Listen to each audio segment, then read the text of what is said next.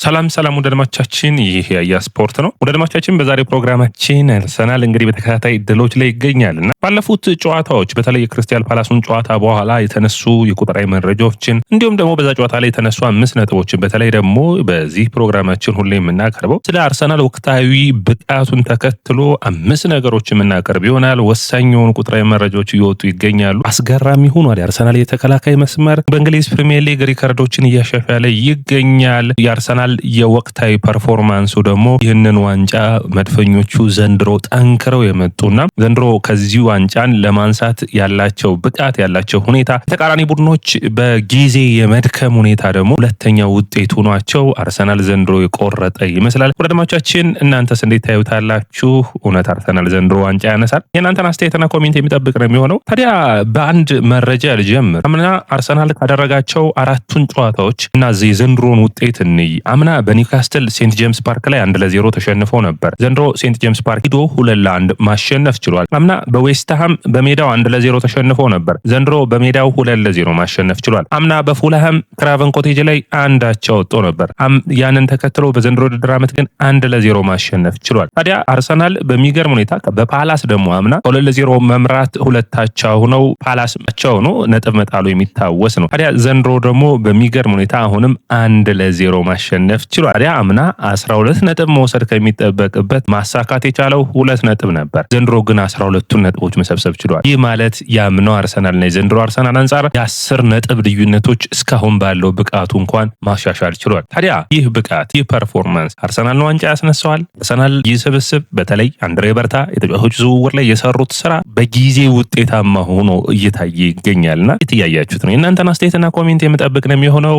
የመጀመሪያው ሐሳባችን ኤብሪቼዜ ላይ ይሆናል። ኤብሪቼዜ ከክሪስታል ፓላስ ወደ አርሰናል አንዱ የመጣበት ምክንያት ለእንደዚህ አይነት ጎሎች ነው ብሏል ማይክል አርቴታ። ያም ትክክል ነው ብዬ አስባለሁ። በፕሪሚየር ሊጉ ታሪክ እንግዲህ ጥሩ ብቃት ካላቸው ተጫዋቾች በተለይ አምና 14 ጎሎችን እና 11 አሲስቶችን አድርጎ 25 የጎል ተሳትፎዎች ነበሩ። ታዲያ አርሰናል የክሪስታል ፓላሱን ጨዋታ ሲያሸንፍ የማሸነፊያውን ጎል ነው ያስቆጠረው። ይህንን ጨዋታ ጎል አስቆጥሮ ማሸነፉን ተከትሎ በእንግሊዝ ፕሪሚየር ሊግ ታሪክ 700ኛ ጨዋታውን ማሸነፍ ችሏል። እንግሊዝ ፕሪሚየር ሊግ ከ1993 በኋላ እንግሊዝ ፕሪሚየር ሊግ ከተባለ በኋላ ማለት ነው 700 ጨዋታዎችን ማሸነፍ ችሏል። ይህም በማንቸስተር ዩናይትድ 760 በማሸነፍ አንደኛው ነው የመራ ይገኛል። ሊቨርፑል የሚቀጥል ይሆናል ሶስተኛ። ሌላኛው መረጃችን የሚሆነው አርሰናል ካለፉት 13 ጨዋታዎች 10ሩን አሸንፏል። ከ10ሩ ደግሞ በሚገርም ሁኔታ 7ቱን በተከታታይ ነው ያሸነፈው። በ5ቱ ደግሞ ጎል አልተቆጠረበትም። ምን አይነት መከላከል ነው አርሰናል እያሳየን ያለው? ታዲያ አርሰናል ክሪስታል ፓላስን ሲያሸንፍ ለንደን ደርቢ መሆኑ የሚረሳ አይደለም። ታዲያ ለንደን ደርቢን ከ2022 2023 ሲዝን ባለፉት ይህንን ዓመት ስንጨምረው 4ኛ ዓመት የሚሆን ነው አርሰናል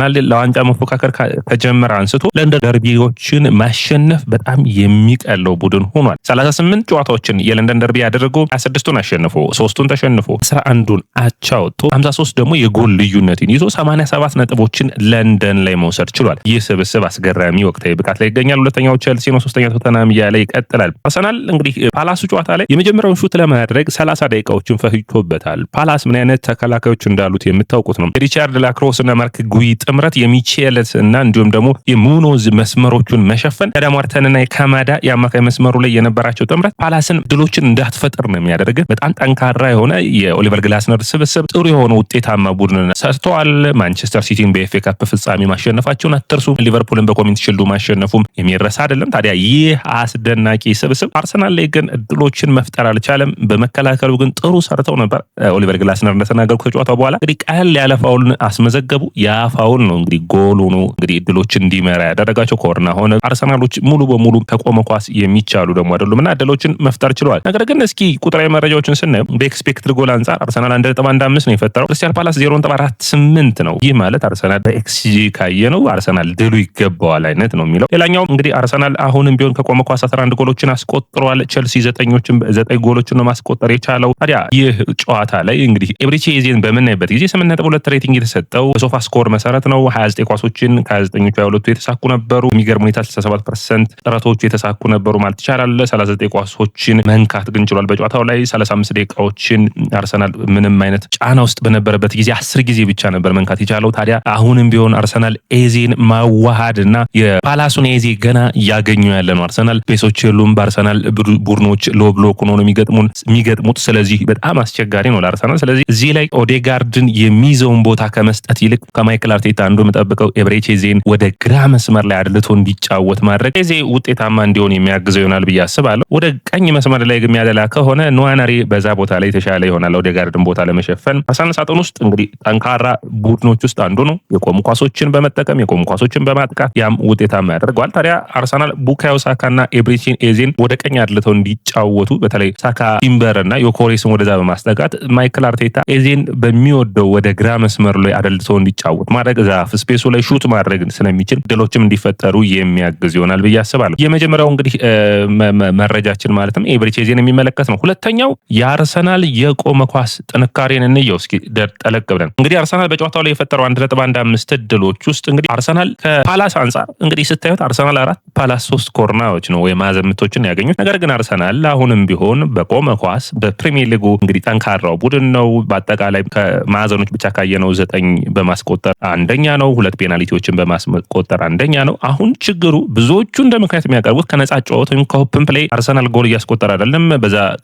ካየነው አርሰናል 17ኛ ነው የሚቀመጠው የሚል ነው። አርሰናል አሁንም የቆሙ ኳሶች የሚቆጠሩበት 56%ቱ ከማዕዘን ነው። ያ እንግዲህ አደጋ ነው የሚል ነው። ነገር ግን ፓላስ ደግሞ ጠንካራ መሆኑን አትርሱና ማንም ቡድን በከበደው ወቅት በምንም አይነት መንገድ ማሸነፍ ይፈልጋል። ማይክል አርቴታም ከጨዋታው መጠናቀቅ በኋላ የሰጠው አስተያየት ፓላስ ላይ እድሎችን መፍጠር የሚቸገር ነው ማንም ቡድን። ለዚህ ያንን እድል መጠቀም መቻሉ ጥሩ የሚባል ነው። ከዛ ውጭ እንግዲህ እንደ ቡድን ማንቸስተር ሲቲም ሊቨርፑልም ፓላስን ሲገጥሙት ፓላስ ላይ እድሎችን መፍጠር እንደተቸገሩም አይተናል። ስለዚህ አርሰናል ይህንን አጋጣሚ መጠቀሙ ልክ ነው ብዬ አስባለሁ። በምንም አይነት መንገድ ቢሆን አሸንፈህ ክሊንሺቶችን አስመዝግበህ መውጣት ሁሌም ቡድንህ በአሸናፊነት እንዲቀጥል የሚያስችል ነው የሚሆነው። ከዛ ውጭ እንግዲህ ፓላስ የመከላከሉ የአማካይ ክፍሉ ማጥቃቱን ግን ምንም አይነት መንገድ አርሰናል እድል አልፈጠራላቸውም። ትሮሳርድም እንደተናገረው ቡድኖች በሙሉ እኛ የቆመ ኳስ ስናገኝ በጣም ነው የሚፈሩን በማለት አስተያየቱን ሰጥቷል። እንደ ጎል እድል ነው የሚቆጥሩት። ያም ጥንካሬው ነው እንግዲህ አርሰናል ታዲያ በቅርብ ጊዜ የፉልሃሙም የክሪስታል ፓላሱም ሁለቱም የቆሙ ኳሶች ጎሎች ናቸው። ነገር ግን ወሳኝ የሆኑ 6 ነጥቦችን አመጣውለታል። እንግዲህ የኒውካስትሉን መጨመር ይቻላል እዚህ ላይ። እነዚህ ታዲያ ውጤቶች አርሰናል በቀጣይ እንግዲህ ለፕሪሚየር ሊግ ዋንጫ ለማቅረብ የሚያደርጉት ይሆናል። ሶስተኛው ነጥብ የሚሆነው የዙቢሜንዲ ጉዳይ ነው።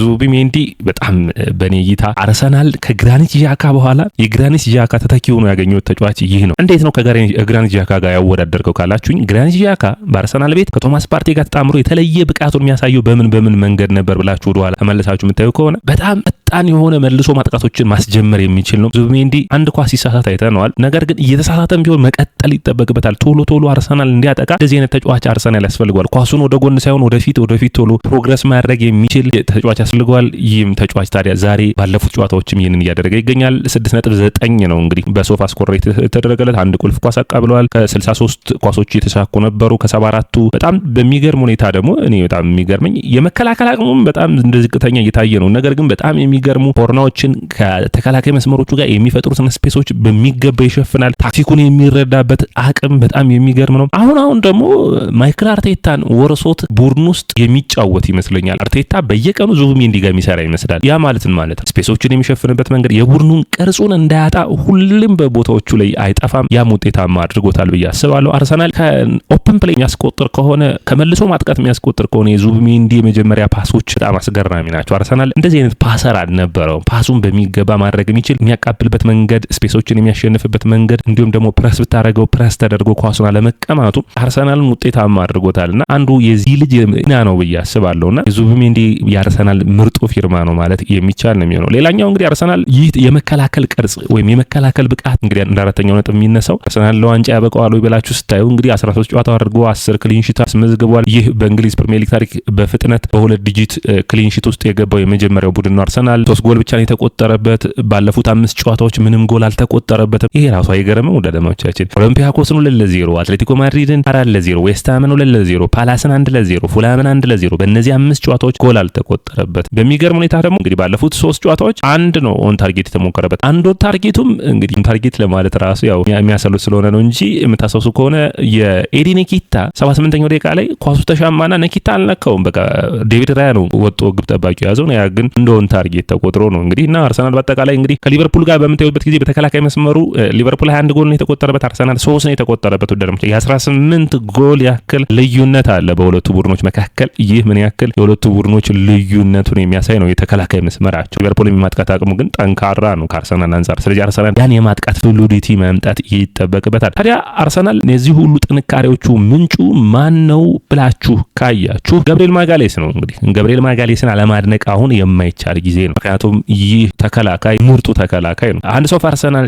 በሚባል የምታውቁት ፔጅ ላይ በጣም የሚገርም አይነት አስተያየት ጽፎ አይቻሉ። አንድ ስልጠና ነው የሰራው እዚህ ጨዋታ ከመጫወቱ በፊት። በአንድ ስልጠና ግን ለዋናው ቡድን በቀጥታ ገባ፣ ሙሉ 90 ደቂቃ ተጫወተ። ምን ያክል እንግዲህ አርሰናልን የሆነ ነገር ለማድረግ ይህ ስብስብ ጠንክሮ እንደሚሰራ የሚያሳየው ይህ ሁኔታ ነው ብዬ አስባለሁ። ኦዴጋርድ፣ ሳካ አሁንም ስብስብ ውስጥ ከመሪዎች ውስጥ አንዱ ገብርኤል ነው። በሚገርም ሁኔታ እንግሊዘኛ በደንብ መናገር ጀምሯል። አሁን ኢንተርቪዎችን እየሰጠ ይገኛል። በቀጣይ አምበል የመሆኑ እድሉ ሰፊ ነው ብዬ አስባለሁ። ኦዴጋርድ አሁንም አርሰናል በተቀያሪ ወይም ደግሞ በመልበሻ ክፍል ውስጥ እንደ አምበል የሚሰሩት ኦዴጋርድ፣ ሳካ፣ ራይስ፣ ገብርኤልና እንዲሁም ደግሞ ሚኬል ሞሪኖ ናቸው። እነዚህ ተጫዋቾች እንግዲህ አርቴታ ማምኗባቸው ቡድኑን በሚገባ የሚመሩ ናቸው ማለት ይቻላል። ታዲያ ገብርኤል ማጋሌስ በጨዋታው ላይ 7.7 ሬቲንግ የተሰጠው፣ አንድ ኢንተርሴፕሽን አድርጓል፣ 6 ክሊንሺቶችን ነው ክሊራንሶችን አድርጓል፣ 2 ብሎክ ተደርጎበታል። አጠቃላይ ማቲታም መቆጣጠር ችሏል። በጣም ውጤታማ የሆነ መከላከል ቅርጽን ያሳየ። ስለ ገብርኤል ስታወሩ ኒውካስትል ላይ ያስቆጠረ፣ ኦሊምፒያኮስና ዌስትሃም ላይ አላስቆጠረም። ፉልሃም፣ አትሌቲኮ ማድሪድና ፓላስ ላይ ደግሞ አሲስት ማድረግ ችሏል። በጣም የሚገርም ክህሎት ያለው ተጫዋች ነው።